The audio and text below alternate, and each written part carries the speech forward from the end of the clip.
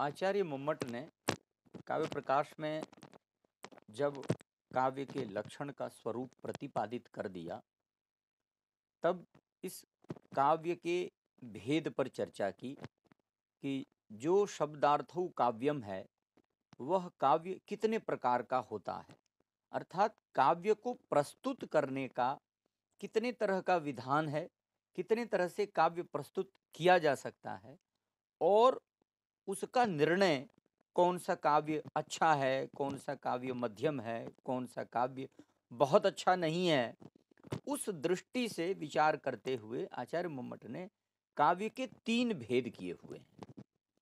तो उनमें प्रथम भेद का नाम उन्होंने उत्तम काव्य रखा है, उसी को ध्वनि काव्य कहते हैं। फिर उन्होंने मध्यम काव्य कहा, जिसको गुणीभूत व्यंग्य काव्य कहते हैं।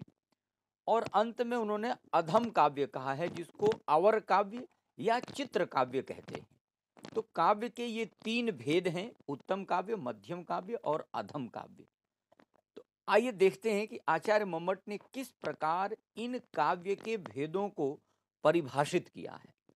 बहुत सुंदर कारिका उन्होंने लिखी है कि इदम उत्तममतिशयिनी व्यंग्ये वाच्यात् ध्वनिर्बुधैः कथितः, अर्थात इदम उत्तमम, यह उत्तम काव्य है। इदम इति काव्यम, इदम का अर्थ काव्य है, यह उत्तम काव्य है।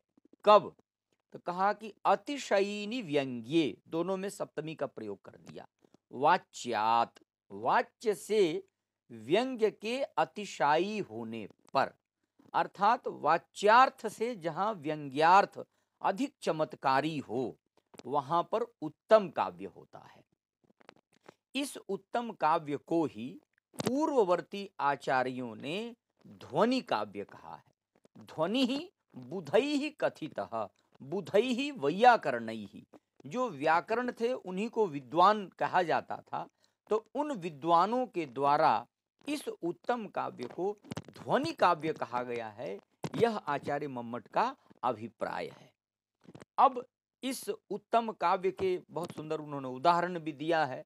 निःशेषच्युत चंदनम स्तन तटम निर्मिष्ट रागोधरो नेत्रे दूरम अनंजने पुलकिता तन्वी तवेयम तनुः मिथ्यावादिनी दूती बांधव जनस्याज्ञात पीडागमे वापिम स्नातुमितो गतासि न पुनस्तस्याधमस्यांतिकम।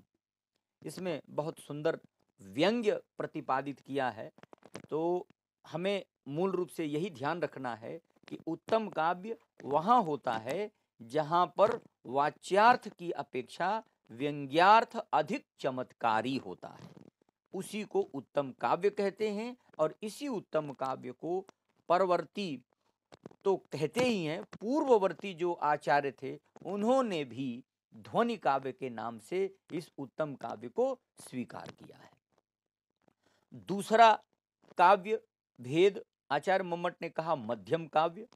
इसके लिए उन्होंने कारिका लिखी, अतादृशी गुणीभूत व्यंग्यम व्यंग्येतु मध्यमम। अतादृशी, अतादृशी का अर्थ है वैसा न होने पर। कैसा न होने पर? तो पूर्व की कारिका से इसका संबंध है, अर्थात वाच्यार्थ की अपेक्षा व्यंग्यार्थ के बहुत अधिक चमत्कारी न होने पर काव्य गुणीभूत व्यंग्य हो जाता है। अर्थात जहां पर व्यंग्य गौण हो जाए, मुख्यार्थ ही प्रमुख रूप से प्रकट हो, ऐसे मुख्यार्थ प्रधान जो काव्य है उस काव्य को मध्यम काव्य कहते हैं। अर्थात जहां पर व्यंग्यार्थ चमत्कारी न हो, वाच्यार्थ ज्यादा चमत्कारी हो, वहां पर मध्यम काव्य होता है। यह आचार्य मम्मट के कहने का तात्पर्य है। इसके लिए उन्होंने जो उदाहरण दिया है वह भी सुन लें कि ग्राम तरुणम तरुण्या नव वंजुल मंजरी सनाथ करम पश्यंत्या भवति मुहुर नितराम मलिना मुखच्छाया। इस उदाहरण में जो इसका वाच्यार्थ है वह अधिक चमत्कारी है, जो इसका व्यंग्यार्थ है वह उतना चमत्कारी नहीं है। इस दृष्टि से यह काव्य मध्यम काव्य कहलाता है। ऐसे ही हम चलते हैं अधम काव्य पर।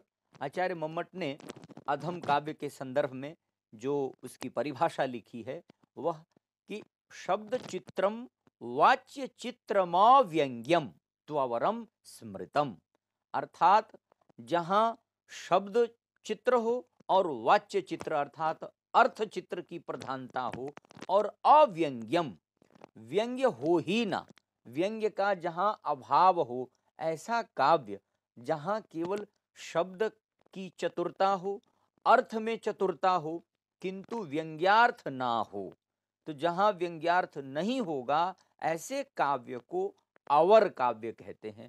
तो अवरम स्मृतम, तू अवरम स्मृतम, अवर का अर्थ होता है अधम, तो अधमम स्मृतम, अधम काव्य कहते हैं। अर्थात जहां पर केवल शब्द की प्रधानता हो या अर्थ वैचित्र हो, किंतु व्यंग्यार्थ बिल्कुल ना हो, वहां पर अवर काव्य अधम काव्य होगा। इस प्रकार अधम काव्य के दो भेद बनते हैं, शब्द चित्र और अर्थ चित्र। दो प्रकार के अधम काव्य होते हैं। इनका उदाहरण के लिए बहुत सुंदर आचार्य मम्मट ने उदाहरण दिया है।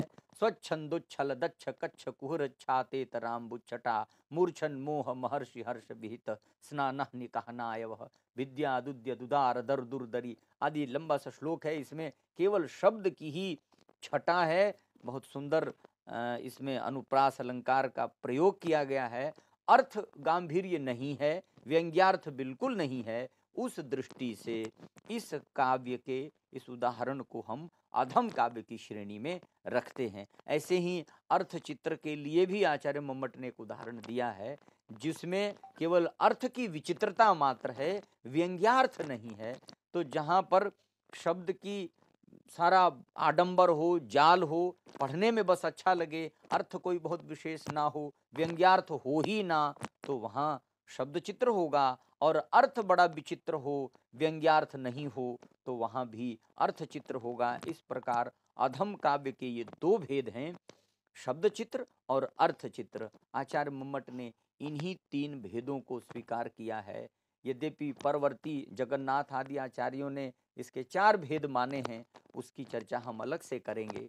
किंतु आचार्य मम्मट के ये तीन भेद ही हैं, उत्तम काव्य, मध्यम काव्य और अधम काव्य। इन तीनों उदाहरण भेदों के हमें लक्षण ध्यान रखने चाहिए, इनके एक एक उदाहरण भी ध्यान रखें, तो इससे संबंधित जो प्रश्न आते हैं उसका उत्तर आप आसानी से दे सकते हैं। जयतु संस्कृतम, जयतु भारतम।